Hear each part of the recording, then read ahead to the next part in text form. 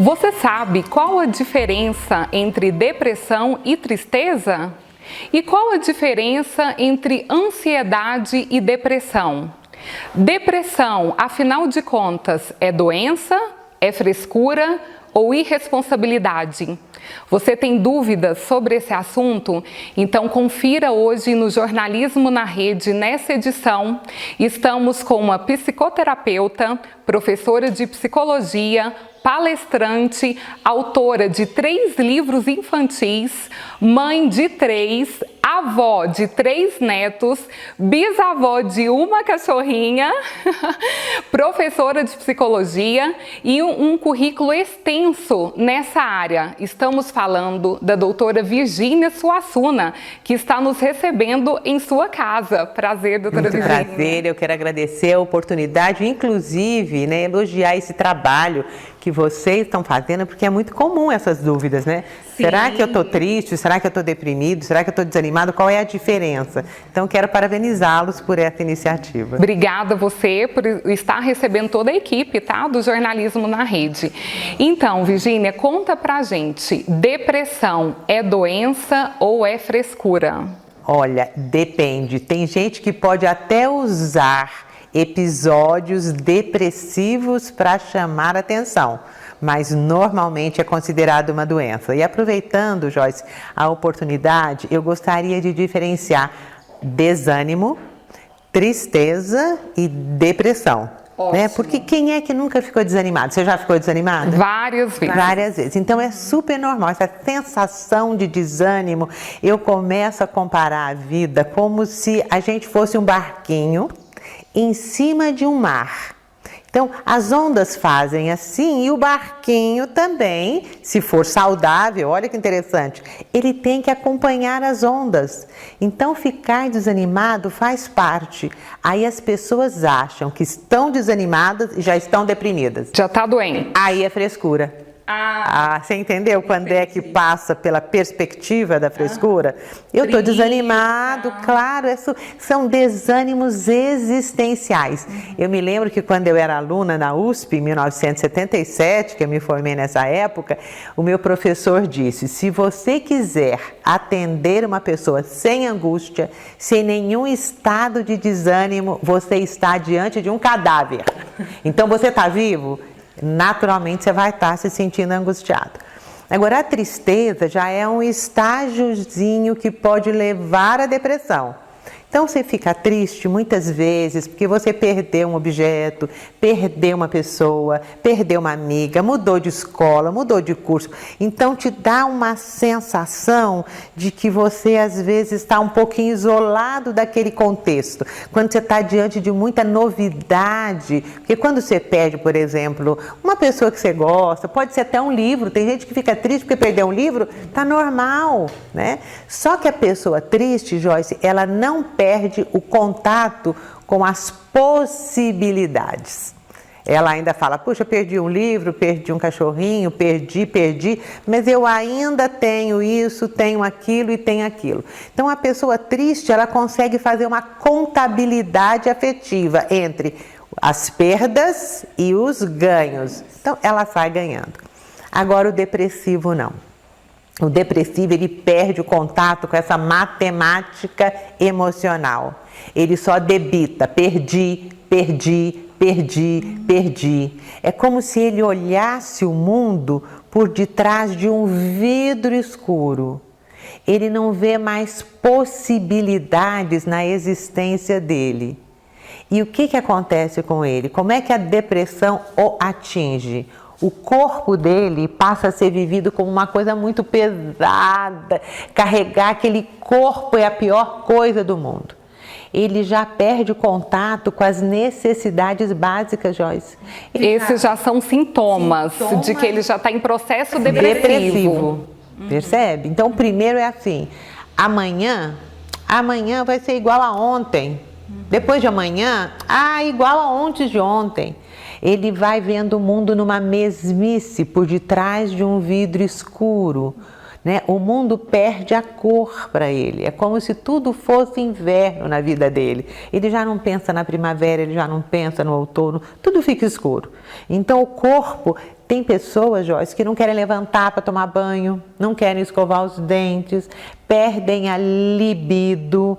Então, quando a pessoa começa a atingir-se, né, nesses sintomas no próprio corpo, isso não é frescura. Não é frescura. Isso já é uma depressão. E tem N outros sinais que eu não sei se você tem interesse em também saber. Com certeza, já é a próxima pergunta. Então, aquela pessoa que só fica deitada na cama, que não quer saber de trabalhar, de conviver com os familiares e amigos, muita gente fala, é falta de trabalho, é falta de convívio. Então, não é. Já está num problema sério de doença, de depressão. Exatamente. O teu corpo, ele não responde, as suas funções vitais não respondem, porque é da natureza humana se acordar, querer tomar banho, querer ter atividade, o corpo é ativo. Então, quando essas funções começam de repente a ficarem nubladas, diminuírem, então realmente a depressão já está atingindo o seu corpo. Agora, além do seu corpo, a depressão atinge as relações interpessoais. Não quer sair de casa, não quer encontrar ninguém. Sabe por quê? Por quê? Porque se sente a última pessoa do universo. Ele tem uma sensação de que não vale nada. Perdeu o sentido da vida. Sentido da vida, exatamente. Por isso que eles pensam em suicídio. O que é o suicídio? É a perda total do sentido da existência. E é muito errado, Joyce, aí vai uma dica tão importante, você diante de um depressivo fazer o seguinte, me dá sua mão, vamos para o shopping, vamos passear. Não faz isso não. O que a gente precisa é reconhecer que naquele momento a pessoa perdeu o sentido da vida.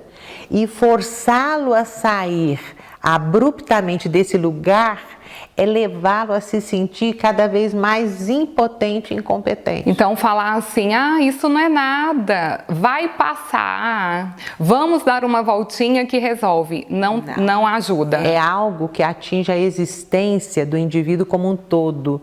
Imaginei uma árvore agora, eu não estou lidando com um fruto que está adoecido, eu estou lidando com uma raiz que está adoecida.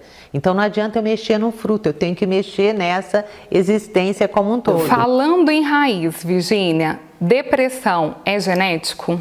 Existem algumas teorias que dizem que sim, porque tem a depressão endógena e a depressão exógena. Então, a endógena é porque falta determinadas substâncias no seu organismo e isso pode vir de gerações passadas. Então, é super importante a gente fazer essa investigação dessas raízes familiares. E para esse tipo de depressão, principalmente, é fundamental o uso da medicação. Então, antidepressivo ajuda e como que eles ajudam? Isso, exatamente nesse tipo de depressão endógena ajuda, porque imagine, o seu carro, você tem um carro belíssimo da garagem, só que não tem gasolina. Então, o antidepressivo seria gasolina para o seu carro andar. Agora, existem depressões exógenas, ou seja, que são frutos de aspectos externos. Vamos imaginar que você perdeu o seu emprego. De uma hora para outra, você amanhece e está desempregada e cheio de contas para pagar. Então, você entra num processo de desânimo, tristeza e depressão.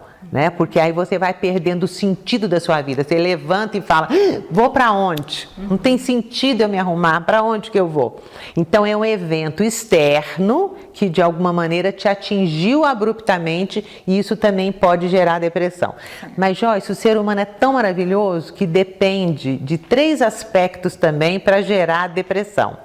Por exemplo, se você for uma excelente profissional que já tiver uma outra vaga no mercado de trabalho, você vai ficar deprimida, mas você vê possibilidades.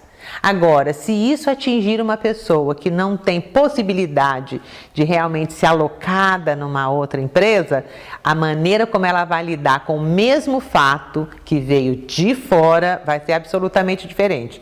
Então, para o indivíduo se deprimir, depende do evento que provocou a depressão da circunstância, quer dizer, aquela circunstância pode favorecer ou não o indivíduo, aquele que tem emprego vai lidar de maneira diferente daquele que não tem outra possibilidade de emprego, e também o tipo de personalidade. Tem gente que é mais otimista, tem gente que por natureza já é mais pessimista. Então a depressão ela tem que ser compreendida nessa totalidade de variáveis. Certo. E Virgínia, você comentou da família, de como não agir nesse caso de depressão.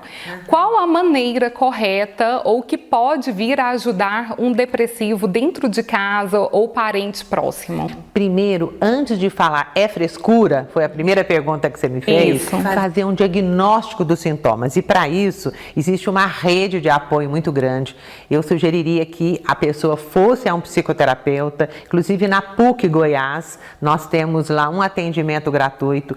Eu tenho um instituto de Gestalt Terapia, onde a pessoa é atendida a partir do valor que ela pode pagar. Então, pessoal, a gente vai deixar ao final dessa entrevista toda a rede social da doutora Virgínia para quem se interessar. Isso, então essa pessoa precisa ser encaminhada para um psicólogo, ele vai fazer uma avaliação, é um desânimo, é uma tristeza, é endógena, é uma depressão, é endógena, é exógena, e provavelmente vai buscar também a ajuda de um psiquiatra, porque é o psiquiatra que vai colocar a gasolinazinha no carro, é ele que vai medicar, o terapeuta, o psicólogo não pode medicar. Então, antes de falar é frescura, vamos fazer um diagnóstico e compreender que nenhum sintoma existe sem estar relacionado com o contexto no qual ele ocorre. Então, se o seu filho está deprimido, por exemplo, se o seu marido está deprimido, com certeza, vou te falar uma coisinha chata agora, você também é responsável pela depressão dele. Porque está no mesmo contexto. Exatamente. O idoso, às vezes ele entra em depressão porque a mãe, a filha, às vezes, tira a possibilidade daquele idoso de descascar uma cenoura, por exemplo. Vai ficar deprimido. Por quê? Vai mexer com a sensação de inutilidade e de impotência. Então a gente precisa empoderar. E só para finalizar, a gente pode entender também, você falou um pouquinho de ansiedade, depressão. A diferença. Isso. A ansiedade ajuda, ela atrapalha. Isso, eu vou falar que tanto a ansiedade, a angústia e a depressão são distúrbios ligados à temporalidade. Por exemplo, o depressivo, ele vive ligado no passado. O pescocinho dele está sempre para o passado. Pensando, eu não fiz, eu devia, eu poderia, ele fica no iria, passado. O ansioso, ele vive no futuro, então são distúrbios diferentes. Eu preciso fazer, eu tenho que fazer, é uma ansiedade futurista. E o angustiado, ele vive no presente. Meu Deus, eu tenho que fazer isso hoje, meu Deus, eu tenho que fazer isso hoje, eu tenho que escolher, eu viro para a esquerda, eu viro para a direita, entendeu? A angústia é atual, a depressão é o passado e a ansiedade é o futuro. E como equilibrar essas três sensações na correria do dia a dia. A pessoa que é mãe ou pai, trabalha, estuda e corre para lá, corre para cá. Como? Eu acho Deus maravilhoso e a natureza também, né? Torcicolo faz mal, não faz? Então eu não posso ficar com meu pescocinho assim, nem assim, nem assim. Então é muito importante, Joyce, que você olhe para o passado e aprenda com o passado aquilo que você não deve fazer. Usar isso para o presente e sonhar, imaginar, projetar dentro dos seus limites e das suas possibilidades. Porque se você projetar algo praticamente impossível, você vai se sentir relativamente... Criar muita expectativa e se frustrar, né? Aí vira depressão. E também querer negar o passado e não aprender com o passado e não olhar para o passado, de repente também é patológico. Então a dica é, eu brinco muito com os meus alunos, vamos fazer o exercício do pescocinho, olhar para o passado, ver o que ele tem de bom, aplicar no presente e sonhar no futuro, mas com o olho no passado e no presente e no futuro. Eu acho que essa é a dica. Tem um equilíbrio, né? E Virgínia, para a gente finalizar aqui no Jornalismo na Rede, a última pergunta: depressão tem cura?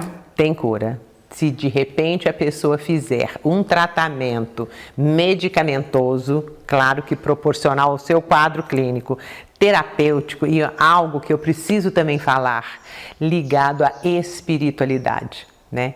Então eu geralmente sugiro para os meus pacientes que estão deprimidos, porque a depressão é a perda do sentido da vida. E com certeza, na minha crença, né, existe um sentido maior de vida. Então buscar o sentido, para mim, também passa um pouco por essa questão da espiritualidade. Então eu falo, você é católico, vai para a igreja, evangélico, vai nos seus grupos de orações, espírita, vai para o centro. Então eu também acho que a fé, a busca do sentido em algo que transcende o si mesmo também cura. Então, o tratamento para mim é medicamentoso, psicoterapêutico e espiritual. Ótimo! Embora muitos teóricos falam absurdo falar que a espiritualidade cura, eu acho que a gente não pode negar que os fatos estão aí. É um equilíbrio, né? Independente do ser humano, religião. ele é biopsicossocial e espiritual. Então, como não tratar essa dimensão também? Ótimo, Virgínia, muito obrigada. Eu que agradeço a por estar oportunidade. recebendo a gente aqui na sua casa e pelas maravilhosas dicas, né, que você deu pra gente.